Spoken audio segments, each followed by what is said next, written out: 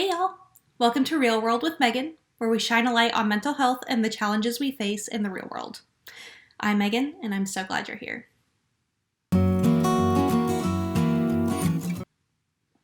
Before we begin, I want to give a content warning about today's subject. We're going to be talking about mental illness, specifically depression, and suicide will be discussed. If that's not something you can handle talking about today, it's okay to excuse yourself from the conversation. In researching depression and speaking with others who have depression, I've seen a few different causes. There's grief. You've lost someone either through an illness or an accident or a betrayal or the end of a relationship. There's being a human being living in 2020, recognizing the brokenness of the world we're living in and not knowing what to do about it. There's trauma, physical or emotional abuse, or surviving a traumatic event. Then there's just a chemical imbalance, your mind working against you. This can be magnified by one of the previous three or completely independent of any external circumstance. One source is not more legitimate than the other, and it's not easier to just get over one cause of depression versus the other. For some, depression may become less intense over time. For others, depression may disappear for years and then hit you out of nowhere. And for many of us, depression never really goes away. It's always there, lingering on the edges of your life, some days heavier than others. I'm 17 years old. I'm lying in bed, but I can't sleep. I also can't stop crying. For 6 months, I haven't stopped crying. I feel drained in every sense of the word. The anxious spiral of thoughts stopped weeks ago, and now it's only one single thought over and over again.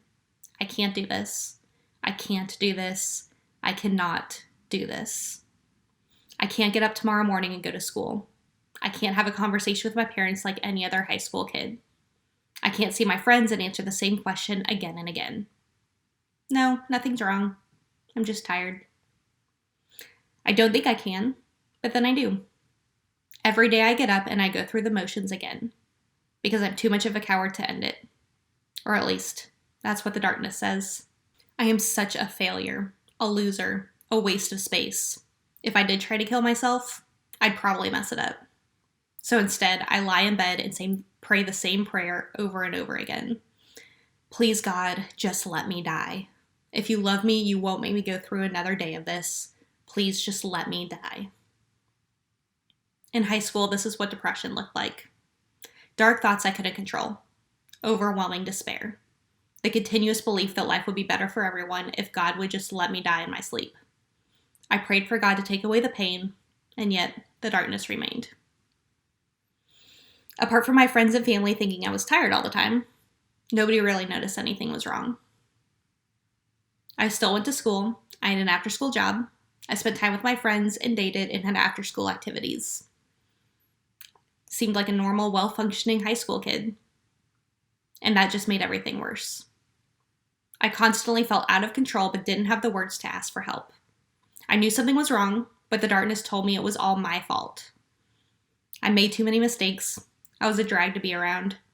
If I told anyone what I was feeling, it'd be confirmation that I'm just broken and therefore unworthy of love. Telling anyone meant losing what I did have, so instead, I chose to power through. I'm 19 years old. I'm a college freshman living in a dorm with my best friend. I ran out of tears a long time ago. Now every time I'm not in class, I'm lying in bed watching TV. For hours and hours, I just lie there staring at the screen. My roommate gets annoyed because I'm always in the room. When I don't feel numb, it's because I feel angry. Angry at her, angry at myself, angry at my professors for enforcing an attendance policy. Eventually, I learned the right balance of alcohol and secondhand Adderall can keep me focused on school when needed and just fun enough to leave the dorm room every weekend. And this combination works for a while.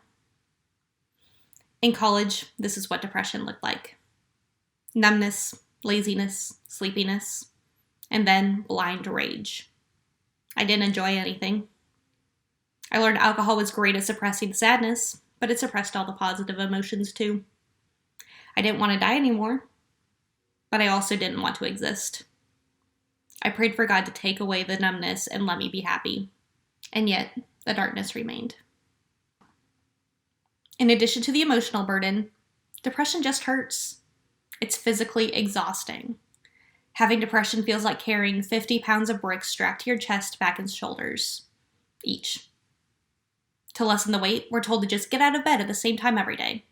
Exercise. Be outside. Cook a healthy meal. Just get moving. Advice that seems easy enough to follow. Getting out of bed shouldn't be difficult. But with 50 extra pounds sitting on your chest, it can be a near impossibility. For someone without the extra weight, it is just that easy. Get up, get moving. Take better care of yourself. And without understanding the real situation, it can seem like someone with depression is actively choosing to not take care of themselves, choosing instead to sit with the weight. It's hard to understand how every small step under the added weight of depression is so exhausting. Every day I felt crushed beneath it. Just the act of trying to heal was overwhelming. But when I gave into the weight, it only became heavier. Until I really was crushed. Just a pile of bricks, no longer human. I'm 27 and life is going really well. I'm a newlywed. My husband and I just bought a house. I'm in grad school. I've just been promoted to a supervisor at work. But again, I can't stop crying. It's so hard to get out of bed every morning. I wake up and just lie there, staring at the wall. I sit in my office trying to keep myself together until 5 p.m.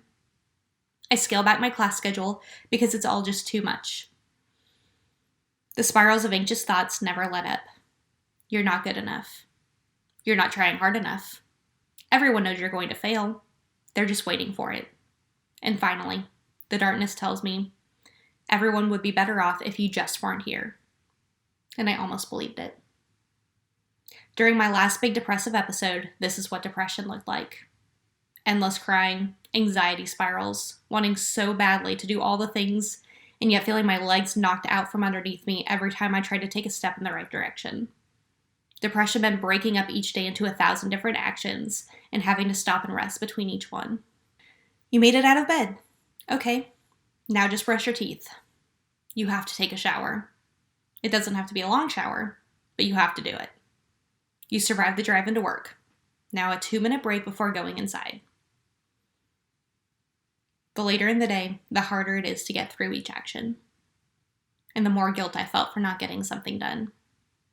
And I was so mad at myself. Things were going so well. What did I have to be upset about? But there's a reason the death of Robin Williams, Kate Spade, and Anthony Bourdain shocked the world. What does someone rich, famous, and successful have to be depressed about? But laughter, success, and living a seemingly perfect life aren't guaranteed you'll never battle the darkness. When it seemed like I had it all together, I felt more isolated because the expectation was that I'd be grateful and therefore happy. After all, what does a married woman in her mid-20s with a stable job and a new home have to be depressed about? What does a 17-year-old white kid from the suburbs who grew up with a stable home and loving parents have to be depressed about? What does a mother of a beautiful, healthy newborn baby have to be depressed about? This time, I finally let someone in. I told my husband about the dark thoughts, and he already knew about the daily anxiety spirals and constant crying. My husband convinced me to find a counselor, and I went in saying, I have mild to moderate depression. I was told I absolutely have depression, and it's severe. I prayed for God to take away my depression. I prayed specifically and consistently. And yet, the darkness remained. If you're familiar with the Enneagram, you'll know what it means when I say I am an Enneagram 2, the helper. I find my identity in taking care of other people. To do that, I have to be a dependable, stable person. It's hard to rely on someone who could fall apart at any moment, and I need to be needed. So, to continue being needed by others, I shove down my own needs. When my heart says, you can't do this anymore, my brain says, watch me. And depression diagnosis isn't fun for anyone, but my Enneagram 2 self was pissed.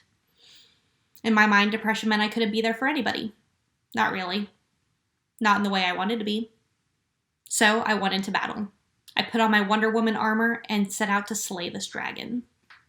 And I hit the wall so hard this time, I couldn't even keep up appearances.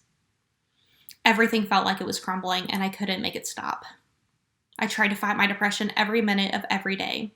I told myself to power through.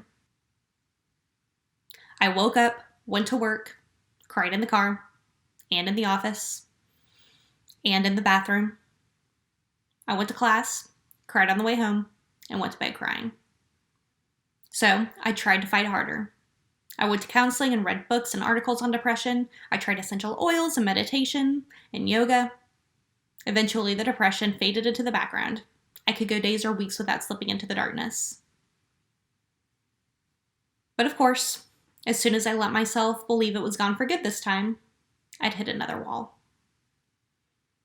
I'm 28 years old. I've been in counseling for more than a year. I regularly practice yoga and meditation. I do a Bible study every morning. I go to the gym 3 times a week. I've cut out dairy and processed carbs. I eat something green with every meal. I've stopped watching or reading things that act as triggers for my depression. And yet, my depression returns. I wake up one morning and I can't get out of bed. I'm standing in the grocery store and feel the dark cloud descend. I'm watching TV and suddenly burst into tears and then can't stop crying for the rest of the day. And I'm so angry. I'm doing everything right. I'm eating well and exercising and praying and doing all the things that are supposed to cure me of this burden. And yet, the darkness remains. If this has been your experience with depression, or you've had any of these experiences and you didn't know what was going on, you just thought you were broken or there was something wrong with you, I want you to know you are not in this alone. And I also want you to know, if you think you've been experiencing depression, but the experiences I've shared don't match what you've experienced, that still doesn't mean you don't have depression. Depression can present in so many different ways. Your experience is legitimate and it counts. And again, you are not the only one who battles these feelings, these thoughts, has these experiences. If you're going through a hard time, that's okay. I hope that what you've taken away from this is the truth that you do not have to do this alone. In the description box below, there are mental health resources. The National Suicide Prevention Lifeline provides 24/7 free and confidential support for people in distress, as well as prevention and crisis resources for you and your loved ones. The Suicide Prevention Resource Center helps you or your loved ones better understand suicide so we can work to prevent it. Battle on, stand firm. Take it one day, 1 hour, 1 minute at a time. And remember, you're not in this alone.